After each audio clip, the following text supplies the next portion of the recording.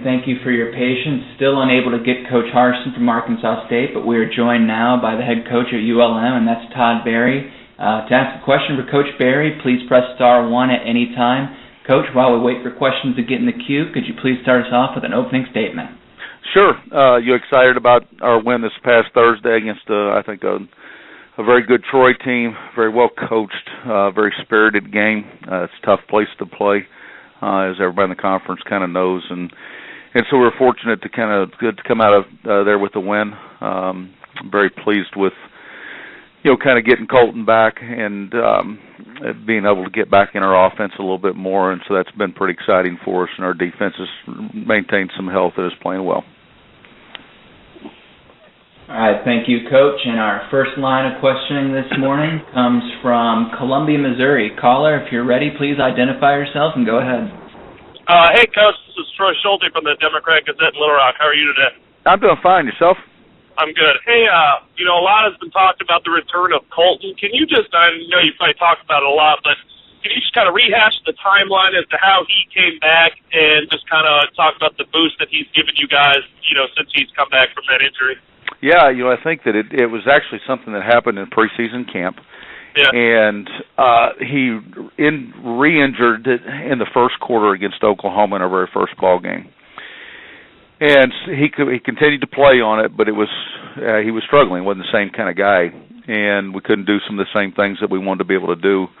The Tulane game, I guess it was third quarter-ish of the Tulane game, he goes down again.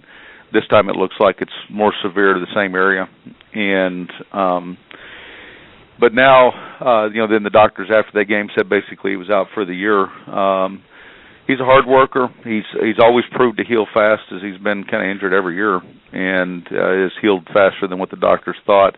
But now I think that they're looking at it, maybe saying that it wasn't a re-injury, but basically that some scar tissue was torn in the process of his injury against Tulane, and then it's actually allowed him to have more flexibility. He feels good right now, and his impact, obviously, on us is huge because our whole offense is kind of built around the quarterback. And the backup was also injured in preseason camp on non-contact injury, and so consequently, it really put us in a shell offensively because we just didn't have a lot of answers there at the quarterback position to kind of go to without going into a true freshman. Yeah. Do you feel that kind of boost getting him back from some of your other players, just knowing, kind of the guy that they have back and what he's done for you guys? Well, I don't think there's any question that, whenever he's out there and he's playing to his capabilities, then, it always kind of presents some hope for the team because he's one of those kind of guys that, especially because our offense goes through him, that he can always kind of bring you back, and so you're never really out of a ball game. And then Colton's very close with our football team. He's 3 straight years he's been elected team captain by his peer group, and that's even including his freshman year. And he just has a way about him that is not just from a leadership standpoint. I'm talking about even from a personal standpoint with the rest of his teammates, that there's no question whatever he's in there, it gives him hope, and it also, it is an emotional lift. Yeah. Does this game mean any more to him Saturday, just because this was one of the games that he did last year, and you guys lost, and, your kind of season kind of went the way you didn't want it to? Do you sense that from him at all? Oh, I don't know. We haven't talked about it. I think that, he's missed some games in the past. Last year, obviously, he missed this game, and I think that any time that he's missed an opponent, just based off past history, he's tended to want to go out and play well, and because he just he feels cheated out of the last opportunity, and so I think there's a little bit more impetus towards that, but we haven't talked about it. He hasn't said anything to me about it. Yeah. And lastly, you guys have, I think, 7 guys on your 2 deep from Arkansas. Can you just talk about the strategy, your recruiting strategy in Arkansas, and just kind of how many resources you guys dedicate to recruiting the state? Sure.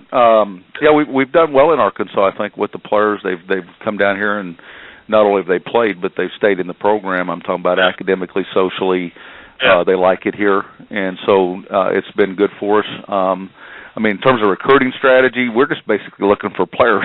And obviously, from a regional standpoint, we're 30 miles from the state line, and so it makes it easier for us along those lines.